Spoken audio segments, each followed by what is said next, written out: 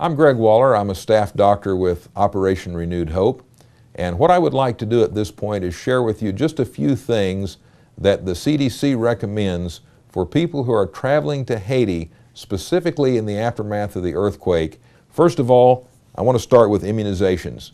Everyone who travels, but particularly to Haiti in this time of disaster, should have routine immunizations, which would include the measles, mumps, and rubella shot, and diphtheria, pertussis, and tetanus shot, as well as a polio vaccine and vaccines for the seasonal flu and the H1N1. You need to have vaccine for varicella if you haven't actually had the disease. That's chickenpox. You need to have hepatitis A shot. Hepatitis A is endemic in Haiti. You need to be protected for it. The shot is 2 shots a year apart to get complete immunity. If you're going to go before you have a chance to get those 2 shots, you can get 1 shot and it will protect you for a short period of time. You need to have a hepatitis B shot. You need to have immunization for typhoid. If you're going to be handling animals or close to animals, you should be vaccinated against rabies. I was in Haiti recently and I treated at least 20 children that were near death with malaria. It's very important that you take prophylaxis against malaria. The malaria in Haiti is Plasmodium falciparum. It is 100% chloroquine sensitive, so chloroquine is a potential prophylactic antibiotic for malaria. There are several others, including doxycycline, malarone, and malaquin. But you need to talk with your doctor about getting a prescription for prophylaxis for malaria. It's very important that you realize that you have to start the prophylaxis at least 2 days before you arrive in country, and you have to continue the prophylaxis for at least 4 weeks after you leave the country. It may be once a day, it may be once a week, depending on your prescription, but you need to continue it to the end of the treatment. If you do not, you may have a partially treated case of malaria that may come back to surprise you even 6 months later. So make sure that you get your medicine, make sure that you take it, make sure that you use mosquito repellent. Take it with you, you can't buy it there, and use it every day. Make sure you take enough with you to last the entire time that you're there.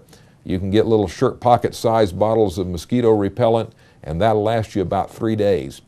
So if you're going to go for any length of time, you need to take enough repellent to last you the entire time you're there. You need to take a mosquito net. Again, this is something you'll not be able to buy in country.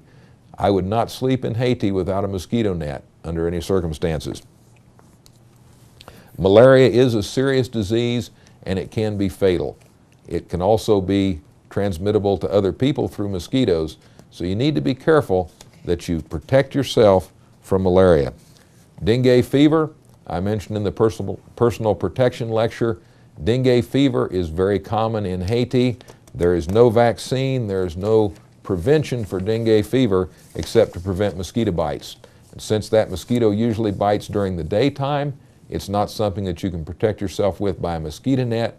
You need to wear long sleeve clothing that covers your body, and you need to wear mosquito repellent. It would not be a bad idea to spray your clothing with permethrin. Remember that permethrin cannot be used on your skin, but you can use it on your clothing. You can also pre-treat your mosquito net with permethrin. Remember too that HIV is very common in Haiti. Any blood or body fluids of any Haitian person should be considered HIV positive. And of course you all know that's standard precautions for any blood or body fluids of any person. But particularly in Haiti, it's a very high rate of HIV, so you need to be aware of that and protect yourself. Wear gloves, face shield if you're going to be exposed to blood and body fluids, mask, in some cases even gowns. Tuberculosis, there's a very high rate of tuberculosis in Haiti. You need to protect yourself, wear a mask. If you're around someone who's symptomatic, if they're coughing up blood, you need to wear a tuberculosis mask, a regular respirator mask that will prevent tuberculosis. You need to stay away from people who are potentially infectious with that disease. Anthrax is available in Haiti. Anthrax has a cutaneous form, which is a blister that then develops a black center. It also has a gastrointestinal form, which can be a flu-like illness with severe gastrointestinal distress. If you develop either of these symptoms while in Haiti or after returning from Haiti, you need to seek medical treatment.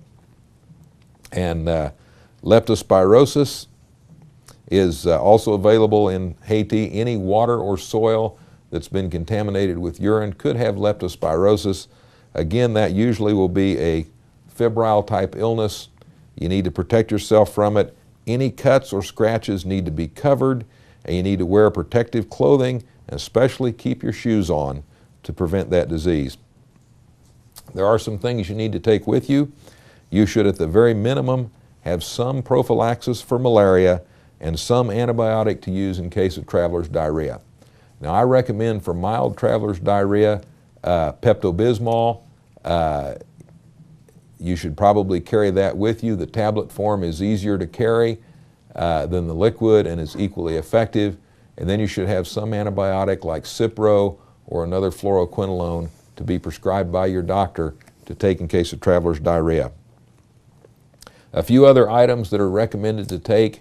It's very important you should try to take enough food to supply you and your team for your entire stay. Food is an issue in Haiti right now. You need, if you can get food at all, you'll be taking it away from the local economy to feed yourself. If you can possibly carry in your own food, you'll be much safer. If you get food there, it'll probably be beans and rice. Make sure that it's well cooked. Make sure that you know who prepares it and who serves it. Make sure that you take plenty of soap and alcohol-based hand cleaner. Everyone should have some way of producing an oral rehydration solution. We use oral rehydration salt packets.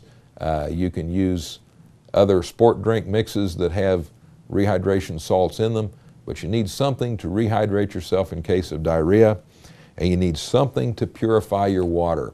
Water purification tablets or water purification drops. You can buy bottled water there, and that would be a good idea, but you need something in case you can't get bottled water. And then everyone should have a personal first aid kit because many first aid supplies are not available there. As far as foods and drinks, you need to eat only those foods that are freshly cooked. Refrigeration is not commonly available, so anything that wasn't, basically anything that's not still hot from cooking, I wouldn't eat it. If it's cooled down, you don't know how it's been stored, it could be potentially dangerous. Don't eat anything that is raw. Don't eat any seafood that is not thoroughly cooked, and do not eat any food that you purchase on the street. If you don't see it made, I wouldn't eat it. Drink only bottled water or treated water. Don't drink the tap water.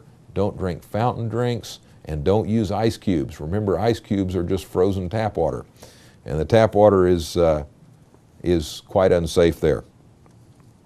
Make sure that you dress protectively to prevent insects and to prevent animal bites. Make sure that you wear long pants, shoes, socks. Keep your feet, legs, and ankles protected, and I would spray your socks and your pants with permethrin. I would also make sure that you use a mosquito net and make sure that it's sprayed with permethrin. If you do get bitten by an animal, realize that you cannot get rabies prophylaxis in Haiti. If you get bitten by an animal or licked over a wound by an animal that could potentially be rabid, you need to leave the country to get treatment. So you should be prepared for that and keep away from animals. Haiti is a tropical environment. It's very possible to get heat-related injuries. A lot of relief workers have been getting heat exhaustion and heat stroke in Haiti. You need to watch for the signs of that. Make sure you drink plenty of water.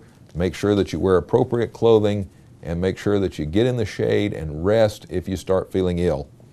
And finally, remember that this is a psychological thing. A lot of people have returned from Haiti with psychological disturbance. It is disturbing to see what has happened in Haiti.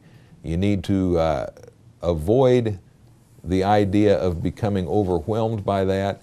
You need to avoid the temptation to try to work yourself to death in order to change things. Work about 12 hours a day at the most, and then rest and relax.